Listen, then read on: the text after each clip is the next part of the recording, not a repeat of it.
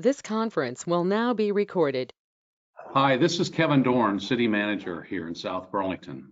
I want to update you on what the city has been doing to maintain our services and work with our staff during these very difficult times. I want to start today by thanking you, all of our residents. You've done an extraordinary job in complying with the governor's executive orders to stay home and stay safe. I know this has been a very difficult time for many of you. Many have lost jobs. Many who own businesses have seen them shut down. And these are unprecedented times, but you have risen to the occasion. You have stepped forward and you've done what's right.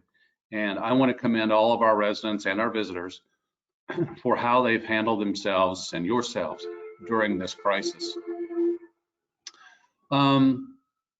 I want to reassure everybody that the essential services of the city continue to be provided, whether it's police services, fire and ambulance services, water quality services. Across the board, our team has continued to provide those services, and our partners at the Champlain Water District continue to provide absolutely pure, safe water for your use. I'm so proud of our first responders and of our essential employees. I'm happy to report to you today that not a single member of our team currently has the coronavirus, as far as we know.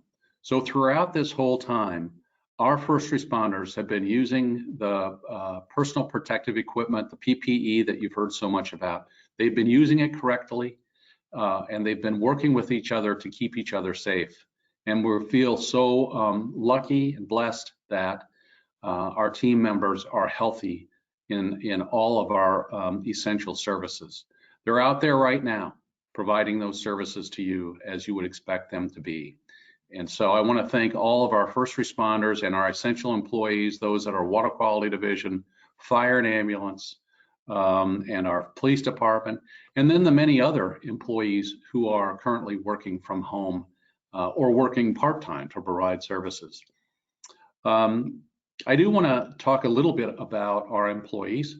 As you may have heard, we have furloughed now up to 43 of our employees. This is different than traditional unemployment. Under a furlough circumstance, we expect our employees will be called back, hopefully very soon, to their full-time jobs. In the meantime, we are utilizing the state and federal financial resources to have our employees who are not able to work full-time stay at home, follow the governor's executive order, stay home, stay safe. And between the city and the state and federal resources, we're making all of our employees whole from a benefit and a wage standpoint. This is difficult for them too, because I know they want to be back at work.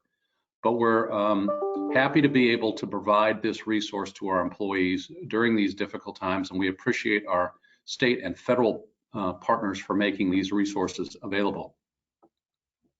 As many of you know, Governor Scott has continued to update his executive order, and he is slowly, as he says, opening the spigot for more work that can be done. You will see more of our public works employees in particular out on job sites working on things that we would normally be doing in the summer. We'll be mowing soon, filling potholes, working on striping, those sorts of things. But it's important to know that our employees have all been trained in how to use personal protective equipment. They've been trained on social distancing. And so we will continue to comply 100% with the governor's executive order. It's important that we all continue to do this. No one wants us to slide back and start seeing an increase in the incidence of coronavirus positive tests.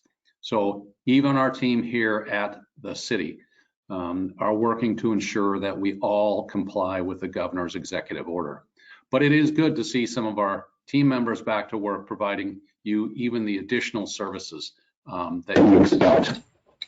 The governor will be issuing more amendments to his executive order soon, and as that happens, we will gradually follow those instructions and reopen all aspects of the city.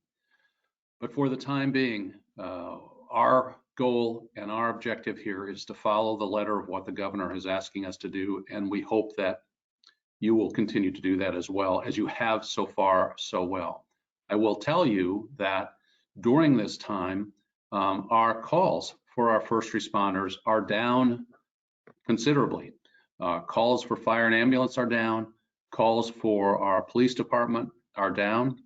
We could knock on wood for that, but a lot of that is just neighbors helping neighbors, people staying at home and being safe, and for that we are thankful.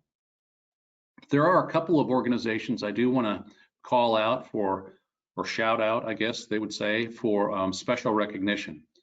Our friends at Frontline Foods, a brand new not-for-profit organization that has been set up to support hospital staff and first responders and essential employees with food, has provided meals to our water quality division, our police department, our fire department, and I know they're also providing a lot of meals at the hospital.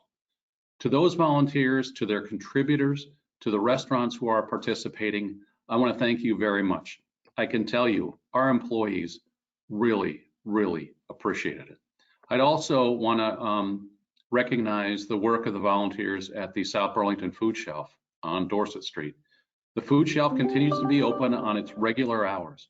And for those who are in need of food, who have some food insecurities, that nonprofit organization is available for you. And they have food. They can always accept more food. If you're able to drop off a donation, that would be great. Financial contributions are also very welcome. But if you're in need of food, please seek out the good services of the food shelf, and they will be able to help you.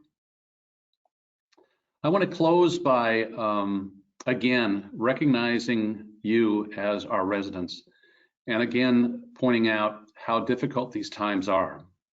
Nobody wants to be stuck at home. Nobody wants to feel unsafe if they go outside. Everybody is social and wants to be together with their family and friends.